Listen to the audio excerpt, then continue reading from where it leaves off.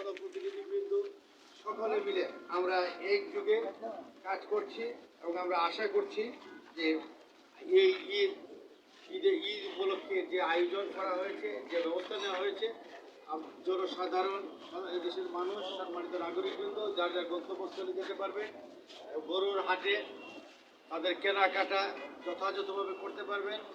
যারা গরুর হাটে যদি কেউ কোনো হয়রানির শিকার হন, আমাদের গুরুত্বপূর্ণ গরুর হাটগুলোতে আমাদের ক্যাম্প আছে।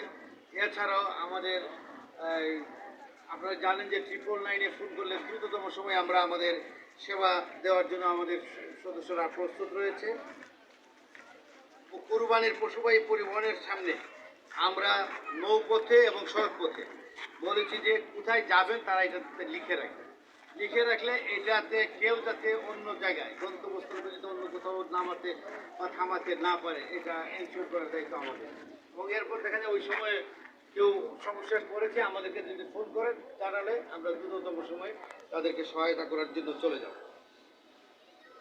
আমরা রিকোয়েস্ট করব ট্রাক, লঞ্চ বা ট্রলারে অতিরিক্ত পশু বহন করবেন না, বিশেষ করে বেশি রিস্কি যেটা ট্রলারে বেশি পশু বহন করলে এটা কিন্তু পশুও মারা যায়, মানুষও মারা যাওয়ার একটা আশঙ্কা সৃষ্টি হয়। অতএব সকলকে আমি অনুরোধ করবো, সংশ্লিষ্ট সকলকে আপনারা এই নিরাপত্তার বিষয়টা খেয়াল রাখবেন।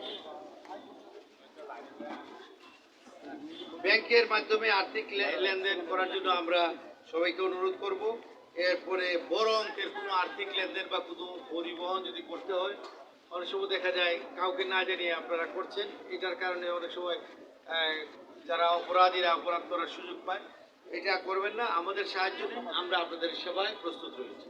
হয়তোবা একটু দেরি হতে পারে, তো 10 মিনিট দেরির জন্য আপনি পুরো জিনিসটার জন্য আপনি ঝুঁকিতে পড়বেন না, আমাদের সহায়তা নিন, আমরা আপনাদের সেবা দিতে তৈরি আছি এবং পর্যাপ্ত সংখ্যক সদস্য নিয়ে আমরা আপনাদের এই সম্মানিত নাগরিকবৃন্দ, ব্যবসায়ীবৃন্দ সবাইকে সেবা দেওয়ার জন্য আমরা প্রস্তুত রয়েছি। জাল টাকা সম্পর্কে সতর্ক থাকার জন্য অনুরোধ করছি এবং প্রত্যেকটা মার্কেটে আমরা যাতে জাল টাকা যাতে লেনদেন না হয় এই জন্য আমরা এই জাল টাকা শনাক্তকরণ মেশিন আমরা রেখেছি।